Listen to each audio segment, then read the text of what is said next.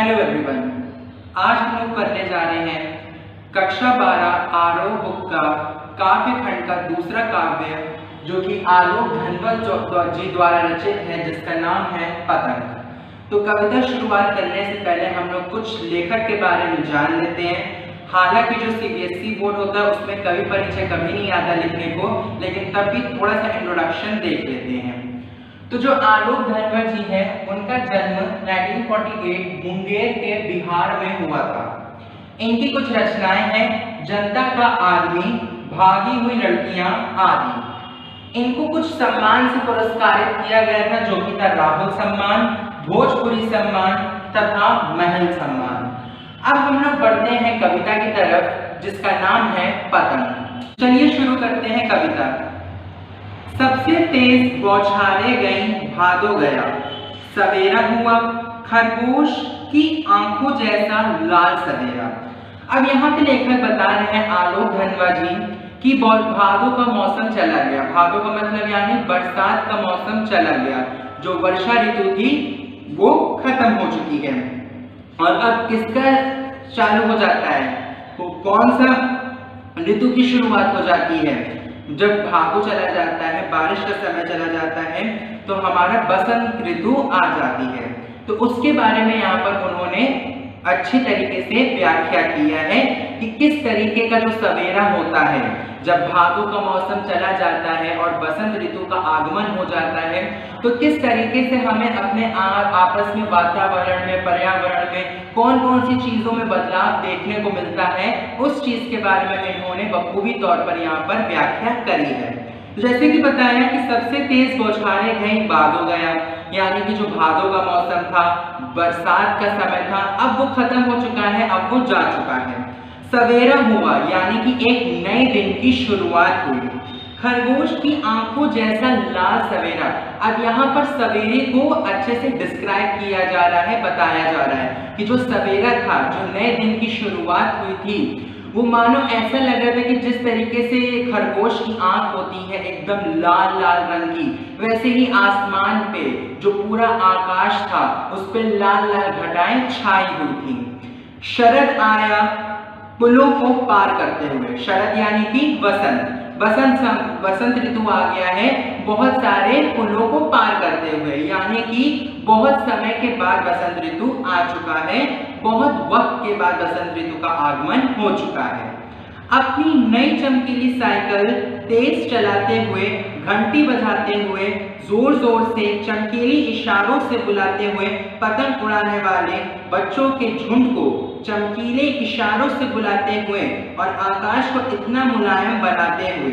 अब क्या कह रहे हैं? अब कह रहे हैं कि भादो का समय चला गया, बसंत का समय आ चुका है, आसमान पे हल्की हल्की घटाएं छाई हुई हैं, पूरा लाल लाल पन पूरा फैला हुआ है आसमान में। उसी के साथ साथ मानो ऐसा लग रहा है कि जो शरद हो वो एक साइकिल पे सवार होके आया हो।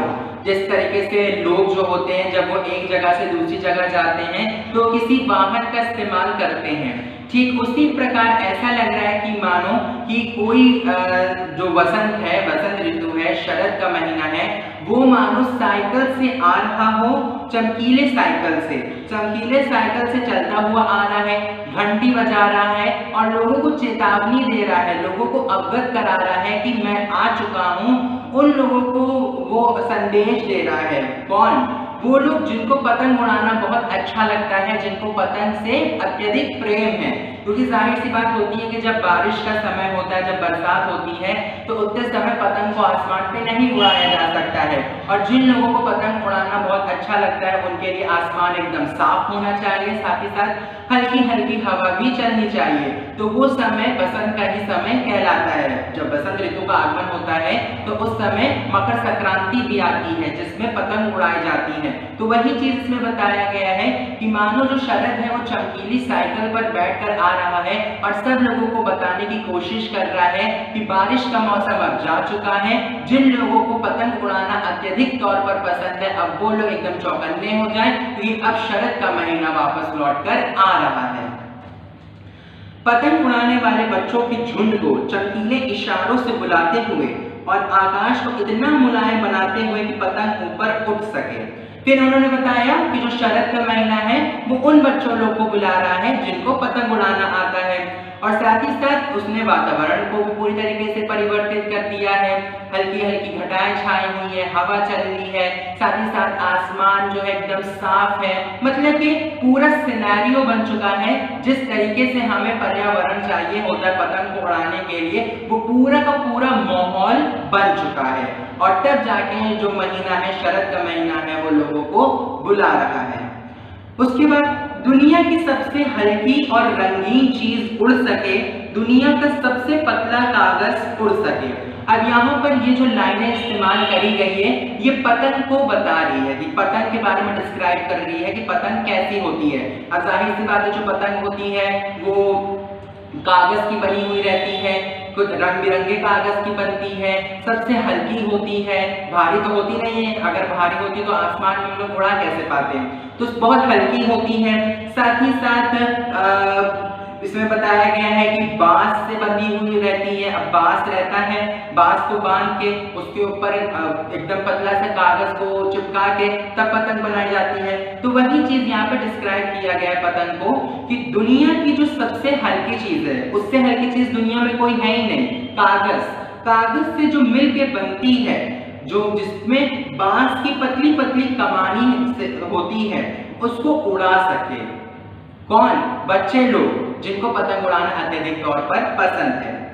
बांस की सबसे पतली कमानी उड़ सके कि शुरू हो सके सीटियों, किलकारियों और तितलियों की इतनी नाजुक दुनिया।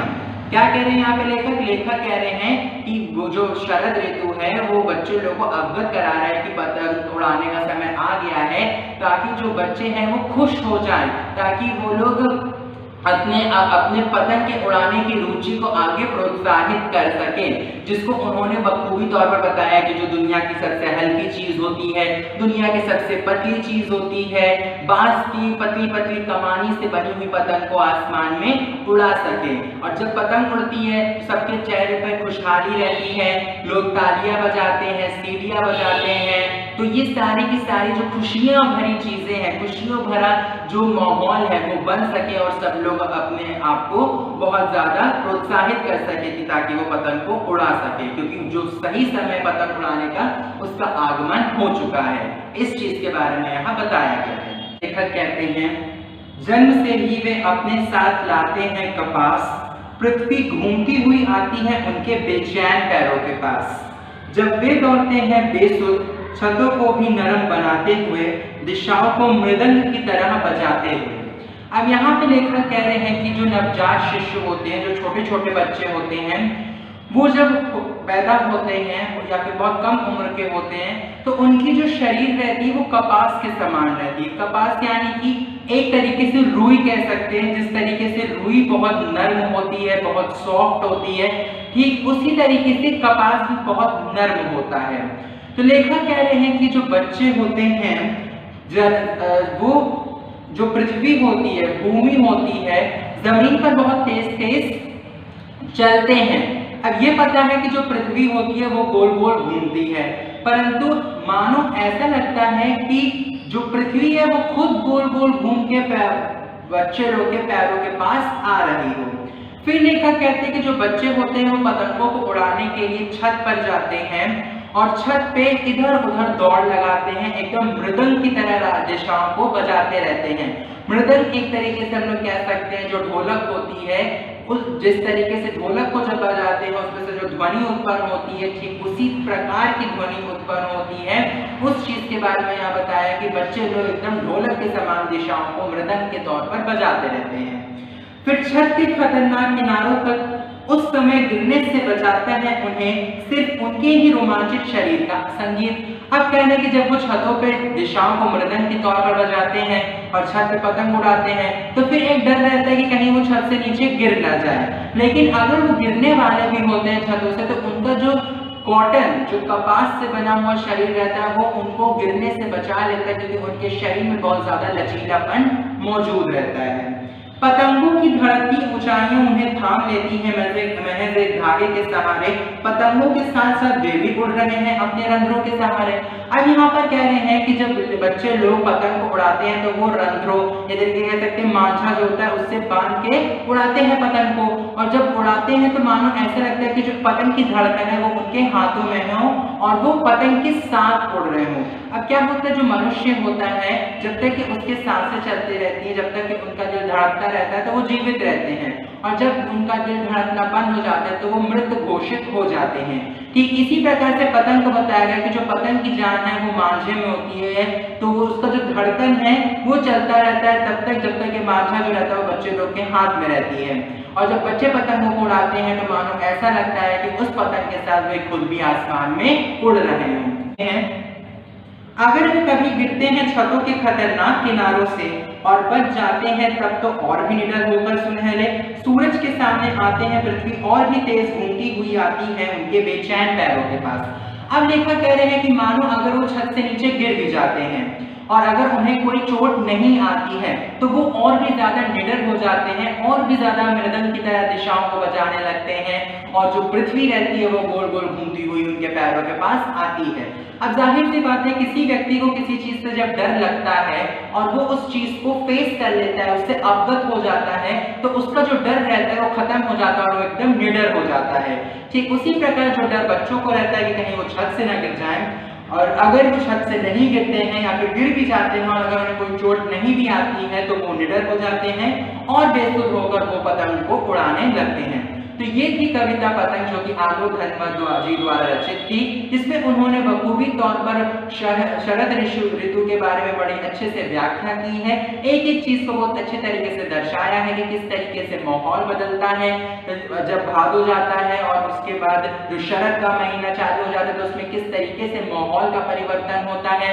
उसी के साथ जो बच्चे रहते हैं वो कितने उत्सुक हो जाते हैं पतंग को उड़ाने के लिए और किस तरीके से वो दिशाओं को मृदंग के तौर पर बजाते रहते हैं। आई होप दैट कि आपको ये वीडियो बहुत अच्छी लगी होगी। Do share and subscribe it. Thank you.